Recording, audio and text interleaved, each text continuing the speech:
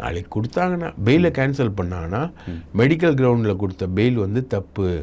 அதுவும் அந்த பெயில் வந்து எப்படின்னா கொடுத்துருக்காங்கன்னா டிஃப்ரெண்ட் கேசஸ் எல்லாமே ஒரே மாதிரி வரக்கூடிய கேஸில். இப்போ மீடியாவில் பேசினாரு அப்படின்றதுக்காக கேஸ் போட்டாங்க, பெயிலில் வராங்க, அதுக்கு பெயில் கொடுத்தாங்க அப்படின்னா ஒரே ஃபார்ம் ஆஃப் கேசஸ், ரைட்டுங்களா? இப்போ நம்ம எழுதணும் மாட்டுக்கறி தின்னும் மாமின்னு எழுதணும் நக்கீரனில், அதுக்கு வந்து ஒரு 256 எஃப்ஐஆர் போட்டாங்க. அது வந்து ஒரே ஃபார்ம் ஆஃப் கேசஸ். மாட்டுக்கறி தின்னும் மாமிக்கு வந்து அருப்புக்கோட்டையில் ஒரு கேஸு, ராமநாதபுரத்தில் ஒரு கேஸு, சைதாப்பேட்டில் ஒரு கேஸு, பல்லாவரத்தில் ஒரு கேஸு அப்படின்னு போட்டுக்கிட்டே போனாங்க.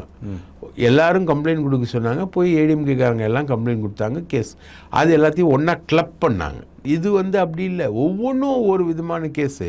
ரெட் அண்ட் ஃபாலோ தயாரிப்பாளரை மிரட்டின கேஸு, ஒரு பாருக்கு லைசன்ஸ் வாங்குறதுக்காக 10 லட்ச ரூபாய் கேட்ட கேஸு, இப்போது ஆனந்தன் ஒரு அட்வொகேட்டு அவரை வந்து SC/ST ஆக்ட் பிரகாரம் அவரை மிரட்டினதாக ஒரு கேஸு இப்போ ஃபைல் ஆயிருக்கு.